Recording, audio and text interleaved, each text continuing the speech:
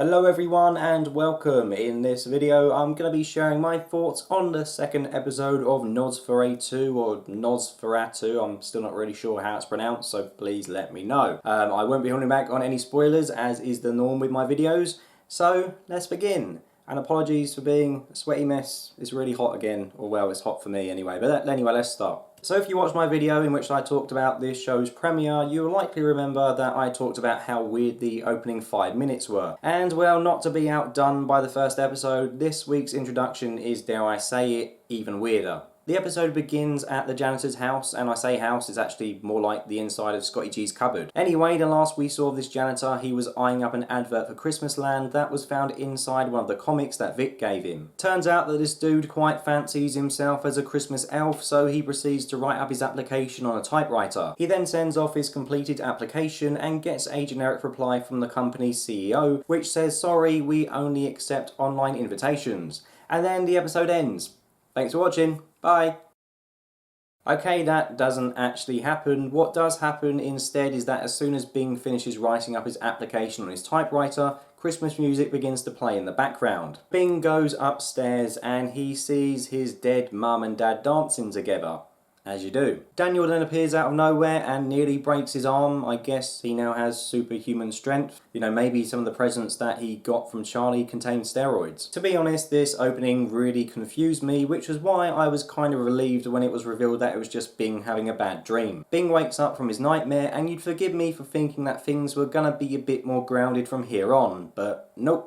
After waking up, Bing looks up at the moon, and the moon has a face with a devilish grin on it, and the moon winks at him, complete with cheesy wink noise. Now, I've never taken any hallucinogens, but I had to check in this instance that Scott Gimple hadn't spiked my tea because I didn't know what the hell was going on. I have to admit it did make me chuckle when the moon winked because it just came out of nowhere. I mean, how do you react when you see the moon winking at someone? How are you supposed to react? I don't know, it's not a question I've ever found having to ask myself before. Later on in the episode, Bing runs into Charles Manx, who asks him if the moon winked at him in his dreams. Now this to me makes slightly more sense because it suggests that Bing was actually waking up from one dream into another, so yeah, it kind of makes more sense than it did previously, even if I am still very confused. So yeah, that introduction was bloody weird, and I think it's quite a risky way to start an episode because you're going to put a lot of people off just because of how strange it is, and part of me actually admires that. I actually admire that the show isn't scared to put all its cards on the table and say,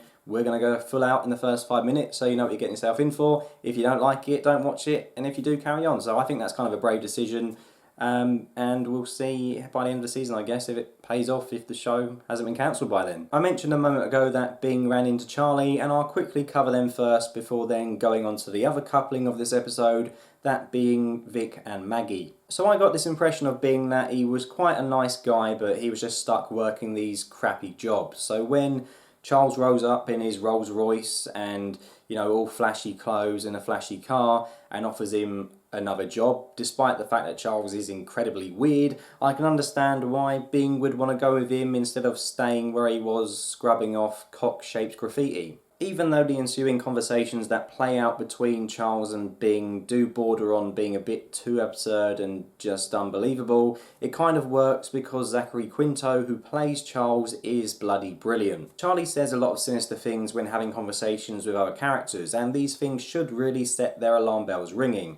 However, they all seem to stick around because he's oddly persuasive and charming despite him clearly being insane. And to me that just shows how Zachary has nailed his character. Charlie kidnaps children from their parents. Now people who take away children have to be skilled manipulators, and that's exactly what Charlie is. So much so that I can even see why Bing decides to join him come the end of the episode. Speaking of the ending, Bing arrives in Christmasland, or supposedly Christmasland, with Charlie, and he sees a lot of dead children buried under the ice. Mr. Minx reassures him that these children aren't dead, but they soon will be. Now this might just be my opinion, but I don't think that Charlie has actually killed a ton of children and then buried them underground. I don't know, book readers out there, maybe you can just tell me straight up that I'm wrong, but I think this is maybe a visualization to show that these are the children that he needs to save, and if he doesn't save them, this is how they're going to end up. We learn later on in the episode that those who are strong creatives can will things to exist that are in their imagination,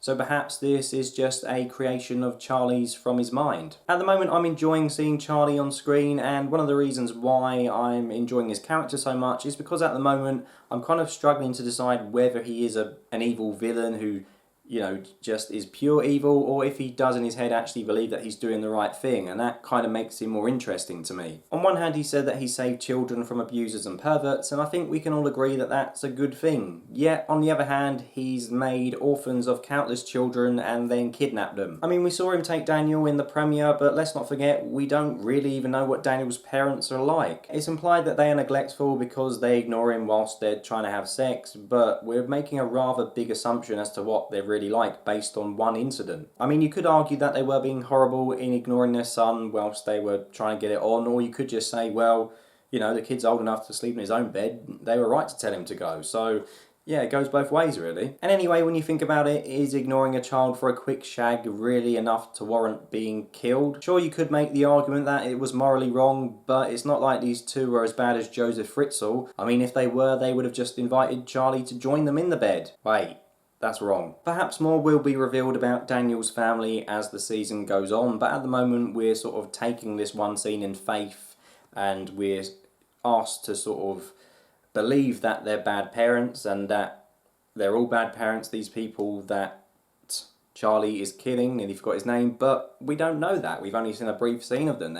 These might just be parents who are neglectful once. We don't know. So yeah, it's kind of difficult to make a decision about Charlie's character at the moment, but at the same time it makes him quite interesting. Point is, although Charlie saved all these children, I don't for 1 minute believe that all the parents he's killed deserve to die. Also, look at the state of Daniel now. I mean, he might have saved him, but at what cost? He looks absolutely terrible. Moving on now to the other power episode of this couple, that being Vick and Maggie. Once again, Vick takes up the majority of the screen time in this episode, and although she does remain as likeable as before, I was kind of annoyed that she chose to side with her dad over her mother this episode. Things pick up from last time with Vick outside the house that her dad has gone to be with the other woman. Vick talks to her dad and asks him why he left and why he didn't tell her, and in my opinion he just doesn't provide a good enough answer as to why he just left without even talking to his daughter. He says to Vick that of course he'd always be there for her, blah blah blah, but you know, at the end of the day, Vick's only found him because she went through her magic bridge and ended up where he was. If she didn't, who's to say he would have ever even come back or ever even seen her again? I know Vick's mum isn't keen on her going to college, but Vick's dad left without even telling her, and then you've got the domestic violence and the cheating that is just the icing on the cake, really. So why the hell then would Vick choose to move in with him and his new girlfriend? I don't know. If it were me, I would have stayed at the mum's house, but then maybe, you know, Vick is so obsessed with going to art college that she sees staying at her dad's girlfriend's place as a necessary evil in order to achieve this. Or it could be that just deep down, no matter what her dad has done, her dad is still her favourite, so yeah, logic isn't really going to dictate her decision, she's always going to go to him. I don't know, her running to her dad just felt a bit weird to me, but that's just me, perhaps you feel differently. Vick's stay at her dad's didn't last long, however, as she almost immediately headed back to her bridge once her mum's turned up and they started arguing. This time though, Vick's bridge took her to another state entirely, and that's when she ran into Maggie, whose name I made sure to remember this week. It's at this point that NOS4A2 tries to explain how magic works in this universe. As I briefly explained earlier, some people in this show's universe are able to fathom ideas and creations from their imagination into the real world, and they are dubbed strong creatives. Yeah, you think they would have come up for a better term than strong creative, but then maybe again they didn't want to get sued by Disney for using gifted, enhanced, or mutant. So I'm assuming that before Vick's bridge came to be, she had this idea in her head of herself running away from home, just trying to get away from everything, you know, going anywhere she wanted, and then that's how this bridge from her brain came to exist in the real world. Or I don't know, I could be completely wrong, but at least that's just my understanding of it all anyway. Maggie explains that everyone suffers as a result of using their gift, so that's why Vick has this stabbing pain in her eye and her head when she uses her gift, and why her eye goes all bloody, and that's why Maggie has a slight stutter when she uses her Scrabble tiles. Seems like Maggie got the far better end of the deal with this one. I mean, you could have a sharp, stabbing, throbbing pain in your head, or you could have a little stutter.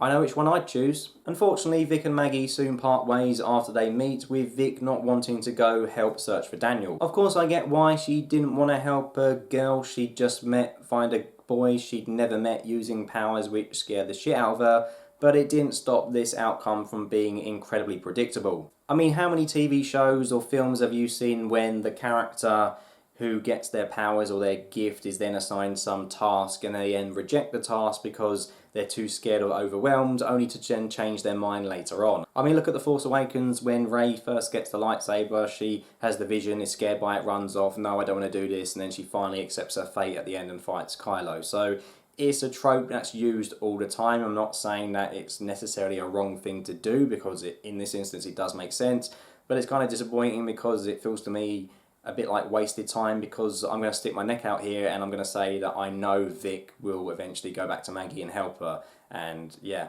I think that's going to happen. So it's a shame I'm going to have to sit through a couple of episodes of her brooding, saying no, I don't want my powers, just to see her go back anyway. So yeah, it's a bit overused in my opinion. And also, does anyone else think that perhaps Charlie killed Maggie's parents? Because Maggie says that she's an orphan and Charlie kills parents, so put them together. There you go. In summary, I thought that episode 2 was a pretty solid follow-up to the premiere. I thought Charlie was fantastic and I enjoyed seeing Maggie and Vick together. However, I do have some issues with Vick choosing to go with her dad over her mum, as well as Vick and Maggie's forced separation. It should be noted though that these are very small complaints in the grand scheme of things, and overall I rather like this episode, so roll on episode 3. So there you go, there's my review of NOS4A2 or RATU, again, let me know what it's called, I'm not sure.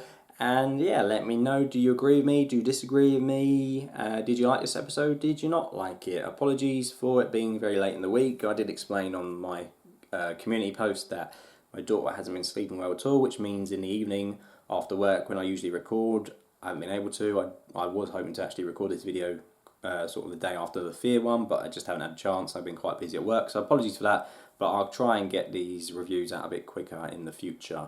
But yeah, that's about it. Thank you very much for watching. Take care. Goodbye.